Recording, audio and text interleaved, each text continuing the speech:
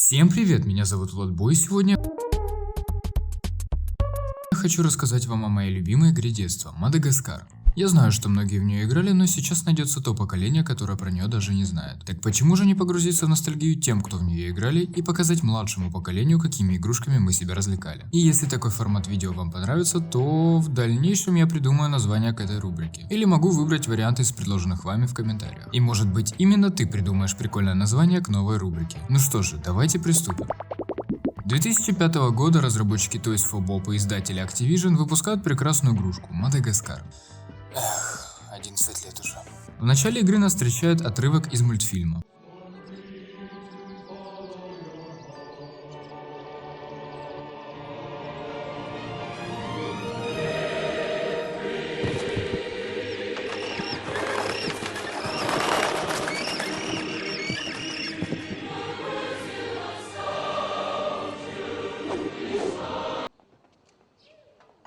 Затем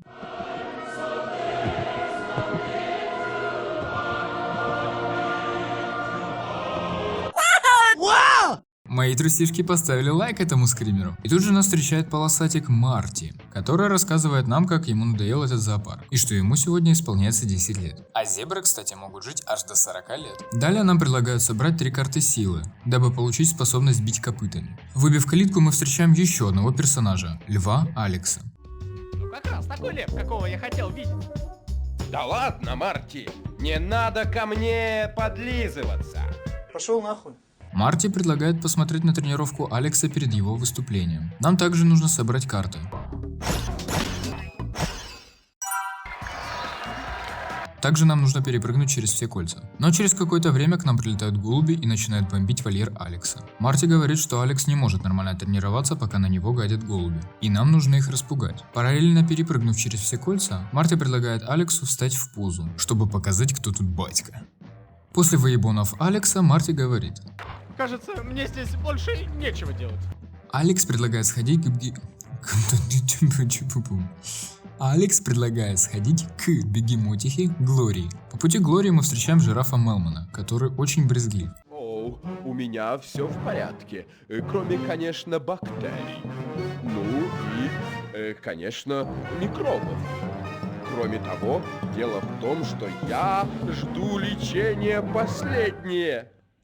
38 минут. По дороге к Глории мы можем встретить игрушечный автомат, в котором можем поиграть в танки. Эх, тут бы могла быть реклама World of Tanks, но не сегодня. В игре также присутствуют отдельные мини-игры, наподобие гольфа, шаффлборда и так далее. И магазинчик, в котором мы можем купить те самые мини-игры. О да. И одежки для персонажей. Мы все так же встречаем Глорию, которая решила устроить забег со страусами. Имея небольшой туз в рукаве. Хавая острый перчик, Глория начинает бежать как угорелая, сметая всех на своем пути. После успешной раздачи аппиздюляторов страусом и получив первое место, Марти опять говорит: Кажется, мне здесь больше нечего делать. Мне тут не место. По пути Марти встречается с пингвинами, которые решили наловить рыбы. И не только рыбы. Они по приколу решили отжать у детей игрушки, очки, шляпы и ведро.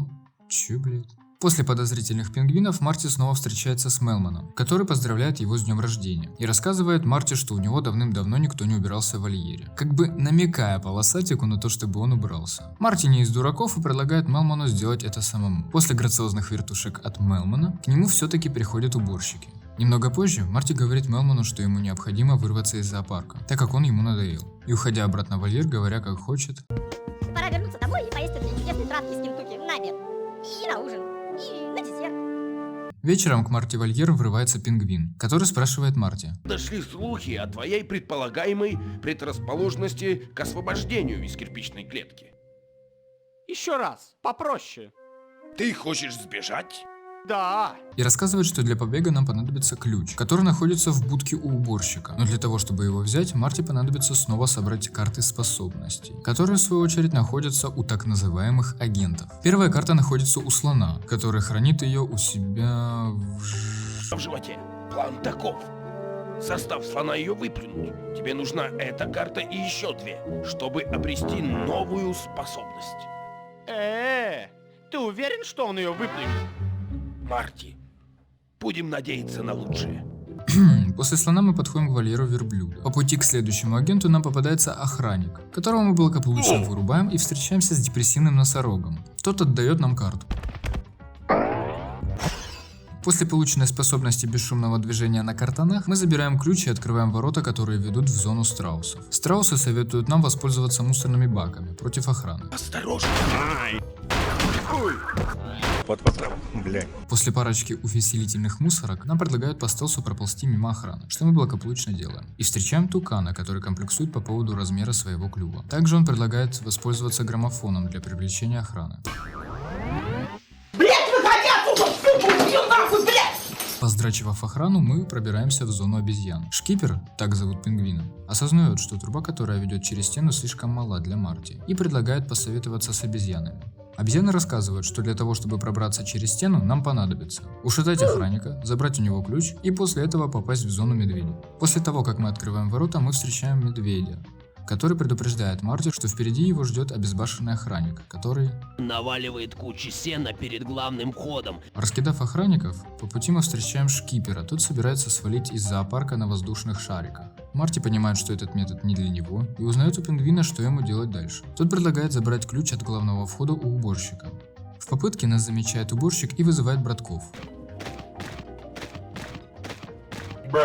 И того самого охранника. Блять, я тебя захуярил. После очередного страйка Марти без всяких усилий прихлопывает охранника статуей. После грациозной победы Марти попадает в город.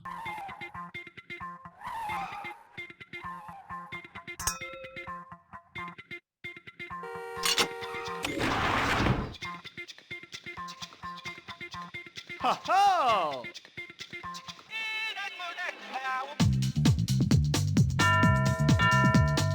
Судя по всему, друзья Марти смекнули, что его нету в зоопарке. И по прекрасным следам Эй, пахнет зеброй. пытаются его найти. Позже они решают разделиться. Попугав местных шавок за Алекса, на нас агрится полиция, которую нам также нужно обезвредить. После легкой прогулочки команда снова встречается. И в этот раз мы уже бегаем за Глорию. Попутно собрав 3 карты силы, Глория получает способность жоподавки, с помощью которой давим парочку полицейских. Позже команда снова встречается, и мы играем за Мелмана, который получает способность коронной вертушки. Блять, какая-то хуйня.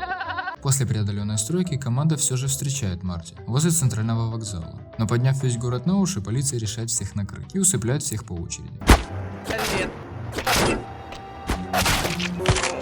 Что это меньше всего? Блять, я тебя захуярил. Команда оказывается на корабле в ящиках. И тут начинается, как по мне, один из самых интересных уровней игры. Мы начинаем играть за пингвинов. Те, в свою очередь, задумывают захватить корабль. Обезвредив матросов с помощью Мощного приема крота. и увидев громилу, которая смахивает на тех, Будто у него несколько лишних Y-хромосом. Шкипер призывает остальных с помощью трубы. Вас понял? Ладно, парни, выдвигаемся.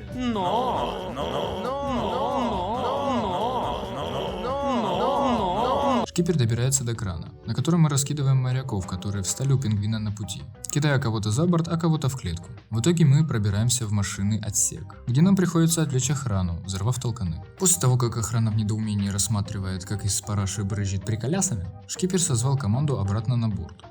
Снова очистив себе путь краном, Шкиперу приходится перетянуть пингвинов через забор, который перекрыл вход на верхнюю палубу. Пингвины добираются до склада, где Шкиперу приходится отстреливаться от матросов. После он пробирается в комнату того самого охранника из зоопарка, в котором мы должны забрать ключ, прикрывшись картонной коробкой. Пингвины попадают в комнату управляющего кораблем, который сладко спит в своем кресле. Но пингвинам встает на пути охранник, который подрывает всех матросов на уши. Шкипер спокойно отстреливает их из транквилизатора и вырубает управляющего. Но один из пингвинов решает дать токийского дрифта, и наши животные попадают в море. После крушения мы очухиваемся за Алекса, уже на необитаемом острове. Эй, кто-нибудь? Марти! Мелман? Глория? Мамочка? После рифмовочки Алекса Эй, а этим манго очень удобно бросать. Можно сбить ими того болвана, который пытается меня достать. Он получает умение метаться манго и встречает птицу, которая помешана на жемчугах. Алекс попросил пояснить ее за остальных друзей. И угадайте, что она попросила в обмен за информацию? Правильно, 6 жемчужин. После того, как мы их ей приносим, она нас пошлет и потом скажет: Возможно, я видел их у водопада, а теперь вон. мы попадаем на этот водопад, где видим его друзей. Но они по какой-то причине уходят. Поднявшись на гору, мы встречаемся с королевой пчел, которая просит провести ее рой к цветам. Взамен она покажет, где проходили его друзья. Позже мы встречаем летучую мышь, которая просит поохранять грибы от тараканов, пока тот позовет на помощь своих братков, которые подбросят Алекса до дерева, кишащее пауками. Вот это я понимаю, джунгли. Летучие мыши, которые способны поднять льва. После того, как мы размотали паучат, Алекс все же встречает всех остальных. Компашка, услышав странный шум, решает прийти к огромному дереву. Они встречаются с тусовкой лемуров, которые разбегаются с криками и воплями. Эй, тут есть кто-нибудь? Нет. Странно. Морт, ты никогда не думал, что сказав, что тебя здесь нет, ты показываешь, что ты здесь есть? Не понял. Те рассказывают, что на них охотятся фусы. Но в мультике же были фосы, разве не так? Как раз через некоторое время на нас нападают те самые фусы. В игре деревянная озвучка персонажей, так как есть моменты, где проговариваются очень странные слова. Вот и король Джулиан, который называет себя Юлианом, при побеге от фос говорит: Пинайте урны. Марти решает прыгнуть за лемурами в ущелье с гнусными шнюками. Пробравшись с ущелья, Марти попадается на деревья с очень большим порывистым ветром, который сдувает лемуров. Марти нужно было спасти лемуров, которые там застряли. Дальше мы переключаемся на Алекса, тот решает спросить Фоссу.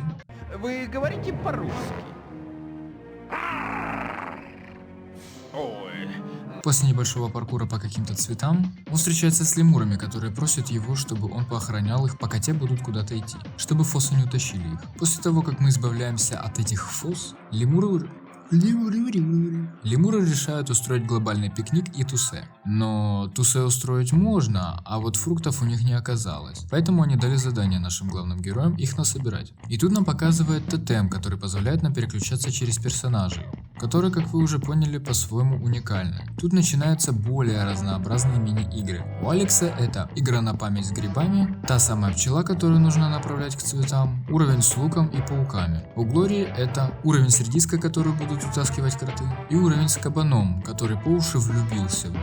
Он Повредил колено. Поэтому он просит поразбивать несколько арбузов для пирога. У Мелмана уровень, где ему придется долбить головой тараканов, которые будут пытаться забрать орехи. Марти получает длинный прыжок и решает посоревноваться с местной лягушкой. Собрав все вкусняхи, лемуры все-таки устраивают банкет. Ночью Мелман и Глория замечают, что их пушистый дружок Алекс куда-то пропал и думают, что тот пошел искать некое дерево со шницелем. Мелман решает узнать у Морриса, не знает ли он о таком. Тот просит прибраться от атаки червей на большом баобабе. И пока Мелман будет занят червями, попытается отыскать тот самый шницель. Мелман идет на баобаб, который кишит этими червями, и обкидывает их кокосами. После очистки Мелману нужно обкидать гнезда червей дуриан. Это такой вонючий фрукт, если кто не знал. Избавившись от гнезд, мы переключаемся на Глорию. Ей нужно раздать пизды оставшимся кротам. После очередной победы мы приходим в ущелье.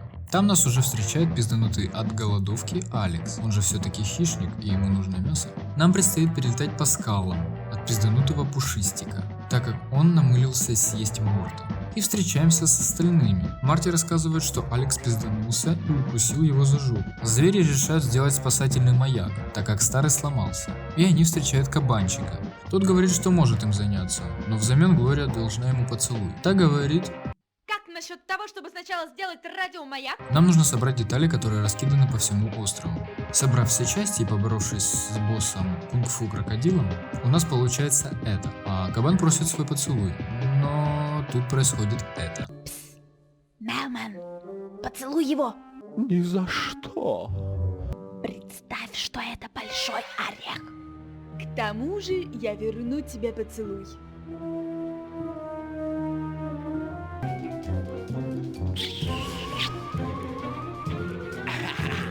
Ох, детка, какой поцелуй. Да. Эта сцена стоит у меня перед глазами. Потом звери решают дождаться помощи и уплыть, но полосатик говорит, что без Алекса он не уплывет, и решает найти его. Тот решает пойти мрачным лесом и находит пещеру, но дальше завал. Но тут приходит кабанчик и говорит, что может помочь, но для этого ему нужны фрукты. Попрыгав на грибах за Морта, кабан делает это. И это все? Ты только камень перевернул? Это же не тупик, я тебе зад надеру, бородавочник. Ну-ну, а как же твой друг? Разве ты не к нему собирался? О да, на этот раз тебе повезло. Пройдя в пещеру, полосатик и Морт попадают в протоку, где Морт падает в нее, и полосатику приходится прыгать за ним. Проплыв разные препятствия, мы встречаемся с кунг-фу крокодилом, который хватает Морта и говорит, что отпустит Морта только при том, что мы его победим в гонке на воде. Мы побеждаем крокодила и оказываемся перед водоворотом. Нам ничего не остается делать, как прыгнуть в него. Потом мы переключаемся на Алекса. Тот в свою очередь встречает короля на стероидах и его прислужников Фос. У нас завязывается некая потасовочка, где этот фосный король решает нас нокаутировать своим свежим и мягким дыханием, вкусив плод дуриана. Но мы его побеждаем, и тут к нам прилетает Марти. И тут к нам приплывают пингвины, и команда лемуров провожает зверей и устраивает прощальную вечеринку. Да, вот мы и подошли к концу. Надеюсь, вам понравился данный ролик. И если вы хотите сделать меня немного счастливее, то можете еще влепить свой лайкос и подписаться на канал. Мне будет очень приятно. Всем спасибо и всем...